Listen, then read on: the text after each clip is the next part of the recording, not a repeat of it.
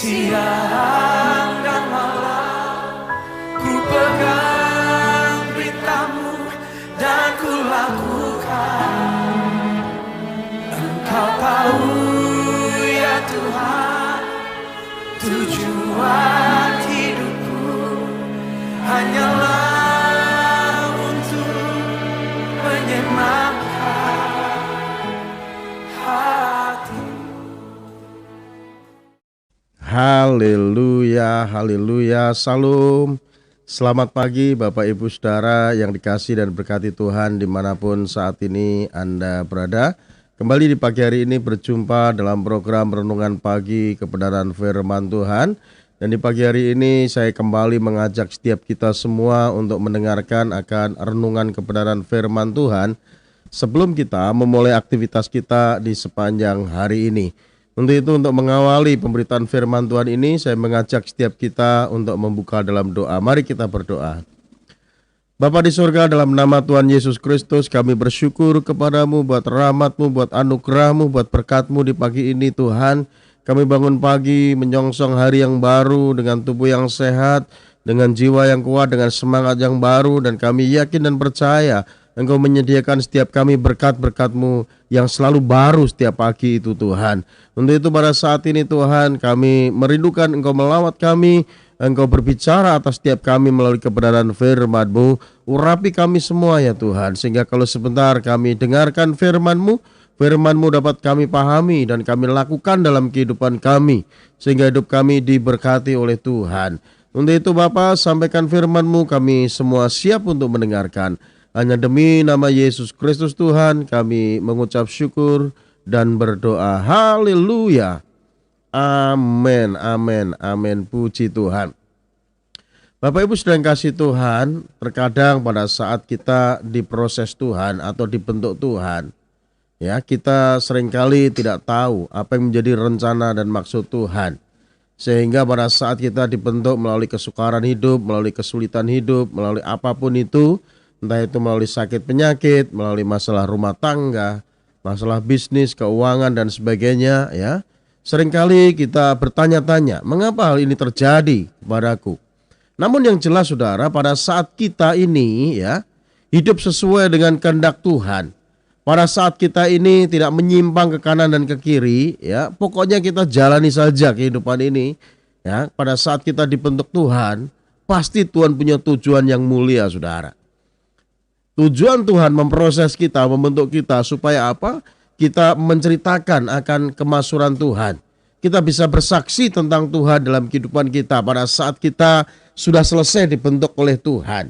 Dan kita bisa menceritakan tentang kasih Tuhan, kemurahan Tuhan, kebaikan Tuhan dalam kehidupan kita.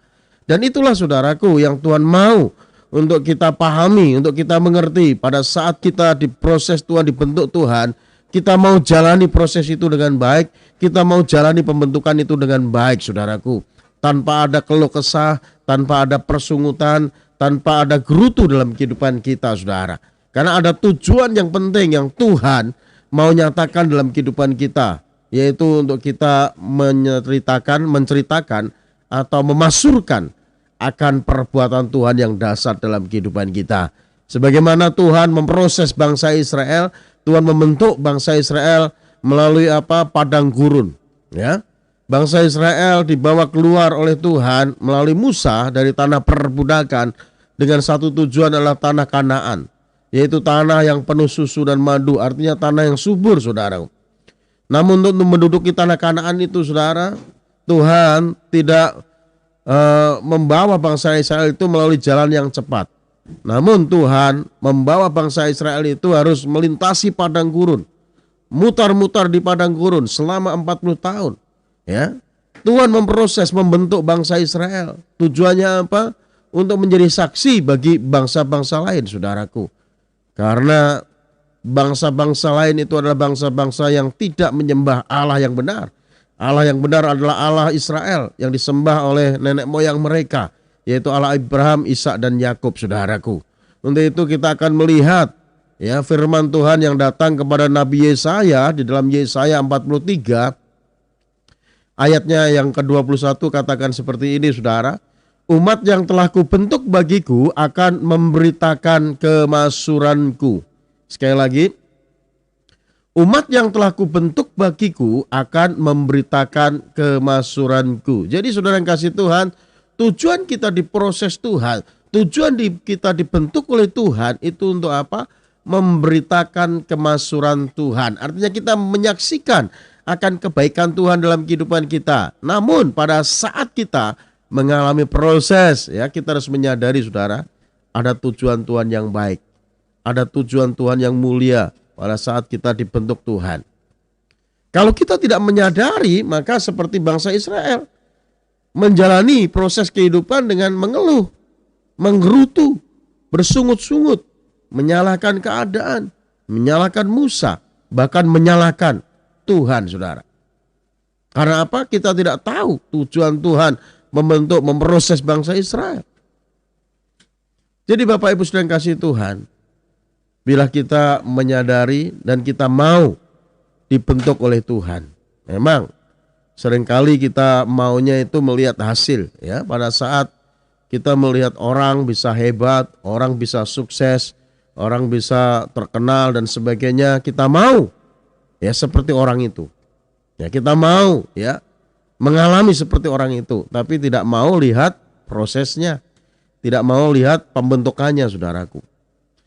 Namun firman Tuhan pagi ini mengingatkan setiap kita, marilah kita mau dibentuk oleh Tuhan, diproses oleh Tuhan dalam kehidupan kita, saudara. Kalau saat ini saudara sedang menghadapi proses dalam kehidupanmu, artinya Tuhan punya rencana yang baik. Tuhan punya rencana yang indah dalam kehidupanmu untuk apa? Saudara menceritakan tentang kemasyhuran Tuhan. Menceritakan tentang kehebatan Tuhan dalam kehidupanmu. Karena umat yang kubentuk bagiku akan menceritakan kemasyhuranku. Namun kita perlu ketahui saudara dan perlu memiliki sikap yang benar pada saat kita diproses Tuhan, dibentuk Tuhan dalam kehidupan kita. Sikap yang benar pada saat kita dibentuk Tuhan, diproses Tuhan, yang perlu kita lakukan yang pertama adalah kita tetap mengucap syukur dalam segala hal. Mengucap syukur dalam segala keadaan. Jangan kita menggerutu, jangan kita mengeluh, jangan kita ya bersungut-sungut seperti bangsa Israel. Karena keluh kesahnya, karena persungutannya, karena menggerutu, maka bangsa Israel ditewaskan di padang gurun. Tidak menjadi saksi Tuhan. Karena apa? Karena gagal menjalani proses kehidupan. Jadi hidup itu merupakan sebuah proses, saudaraku. Dan proses perlu kita jalani dengan baik. Ya. Dengan cara apa? Kita mengucap syukur dalam segala keadaan. Karena Allah turut bekerja ya dalam segala sesuatu untuk mendatangkan kebaikan. Kita mengucap syukur. Karena semua untuk kebaikan. Kebaikan buat siapa? Kebaikan buat saudara dan saya. Kebaikan buat kita semua. Untuk itu biarlah setiap kita ya mau mengucap syukur pada saat ini menghadapi proses dalam kehidupan kita, saudara. Karena itu merupakan kehendak Allah di dalam Yesus Kristus buat kita semua. Yaitu hidup dalam pengucapan syukur. Ya. Kalau kita mengucap syukur maka ya Tuhan berkenan kepada kita. Sebaliknya kalau kita menjalani hidup tidak mengucap syukur, maka Tuhan tidak akan berkenan kepada kita, saudaraku. Ya, pada saat kita bersyukur menghadapi segala situasi, kondisi apapun, maka ada kekuatan Tuhan yang Tuhan berikan kepada kita. Sebaliknya pada saat kita tidak bisa mengucap syukur, menjalani hidup dengan penuh dengan persungutan dan sebagainya, maka kehidupan kita akan semakin sulit dan semakin berat, saudara. Mengucap syukur membuat kita menjalani hidup dengan ringan. Mengucap syukur membuat menjalani hidup dengan sukacita. Mengucap syukur akan mendatangkan mukjizat buat setiap kita, saudaraku. Untuk itu jalani hidup dengan mengucap syukur. Jangan mengeluh, jangan bersungut-sungut.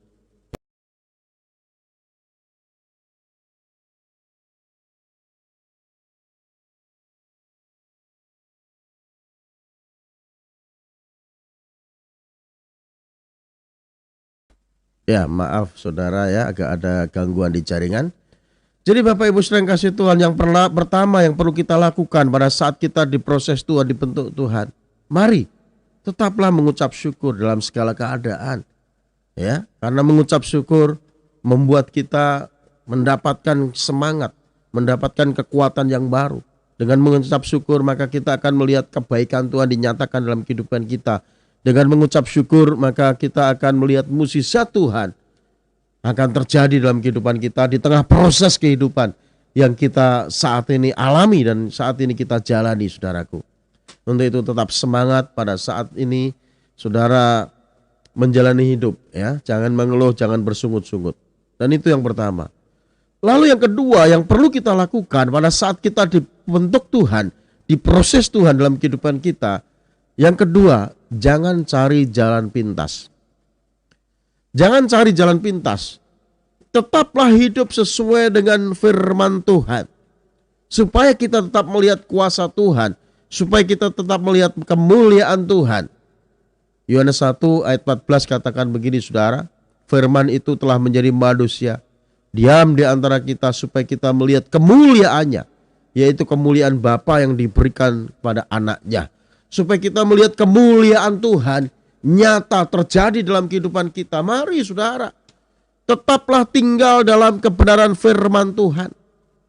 Jangan sekali-kali kita keluar dari jalur Tuhan. Jangan sekali-kali kita mencari jalan pintas. Jangan sekali-kali kita berjalan menurut kehendak kita sendiri. Kita mencari jalan kita sendiri. Bahkan kita menuruti apa yang dinasihatkan orang fasik. Ya, orang yang tidak percaya kepada Tuhan. Ya, pada saat kita sedang menghadapi proses kehidupan, kita menghadapi kesulitan, ya, ada orang memberi nasihat kepada kita selalu ikuti, ya.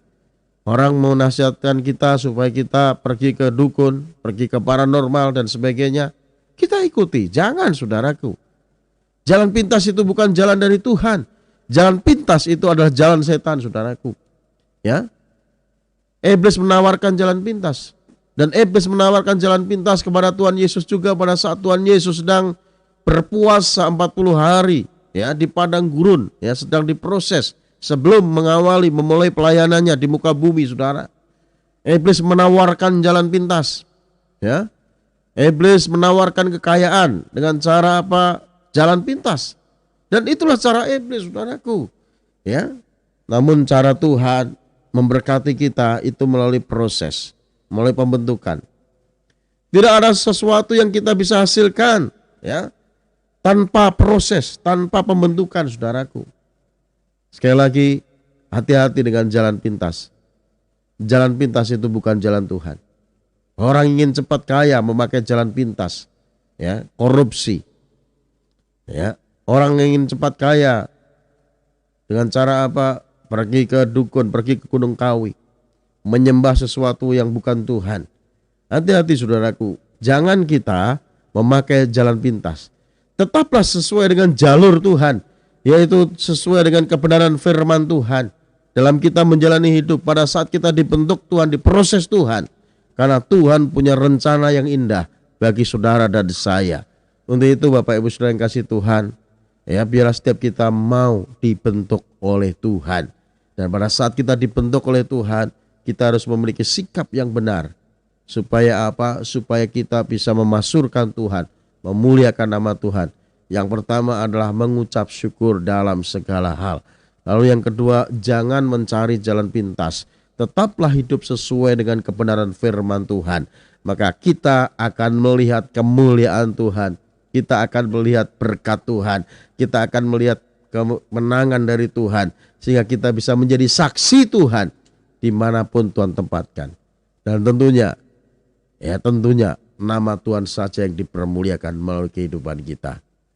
Tetap semangat menjalani hidup bersama dengan Tuhan. Tuhan Yesus memberkati kita semua. Mari kita berdoa. Bapa, terima kasih buat firman-Mu di pagi ini ya Tuhan, yang mengingatkan setiap kami, mengajar setiap kami, untuk kami menjalani kehidupan ini dengan baik. Karena kehidupan ini banyak sekali hal yang harus kami lalui. Dan itu semua proses pembentukan dalam kehidupan kami yang Tuhan izinkan ya Tuhan. Namun bila kami memiliki sikap yang benar dalam menjalani kehidupan ini ya Tuhan, Kami selalu mengucap syukur dan kami tetap tinggal dalam kebenaran firman-Mu. Terima kasih Tuhan buat firman-Mu pagi ini meteraikan dalam loh hati kami, sehingga kami terus bertumbuh, berakar dan berbuah dan nama Tuhan terus dipermuliakan. Dan kami menyerahkan kehidupan kami di sepanjang hari ini dalam pimpinan Tuhan. Biarlah Engkau yang menuntun kami, memimpin kami, memberkati setiap kami semua ya Tuhan. Tutup bungkus kami oleh kuasa darah Yesus. Dan sebelum kami berpisah Bapa, kami rindukan Engkau memberkati kami semua dengan berkat yang terbaik dari sorga. Mari kasih Tuhan permata hati Tuhan, arahkan hatimu untuk kita menerima berkat yang terbaik dari Tuhan. Biarlah Tuhan Yesus memberkati rumah tanggamu. Tuhan Yesus memberkati kesehatanmu. Tuhan Yesus memberkati usaha dan pekerjaanmu. Tuhan Yesus memberkati studimu. Tuhan Yesus memberkati pelayananmu. Biarlah apa yang kau rencanakan, kau usahakan akan selalu Tuhan Yesus buat berhasil, sehingga nama Tuhan terus dipermuliakan melalui kehidupanmu. Terimalah anugerah berkat yang berlimpah-limpah dari Allah Bapa kita di sorga, cinta kasih sayang daripada Tuhan kita Yesus Kristus, oleh persekutuannya dengan kuat kuasa Roh Kudus menyertai kita sekalian. Mulai saat ini, besok hingga Yesus menjemput kita masuk dalam kehidupan kekal sampai selama-lamanya. Setiap kita yang sudah diberkati Tuhan dan yang percaya sama-sama katakan amin. Puji Tuhan. Baik Bapak Ibu Saudara yang dikasihi dan berkati Tuhan, kita sudah tiba di penghujung program kita di pagi ini. Ya, sampai berjumpa kembali di besok pagi dalam program Renungan Pagi Kebenaran Firman Tuhan bersama dengan saya Pastor Cornelius Ratomojati.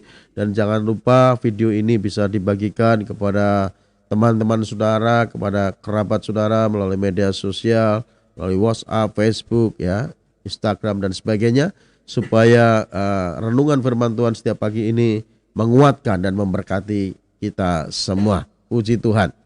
Pada akhirnya saya, Pastor Cornelius Ratomojati, undur diri dari hadapan saudara, dan doa saya buat saudara semua tetap sehat selalu, tetap ada di dalam berkat-berkat Tuhan. Shalom.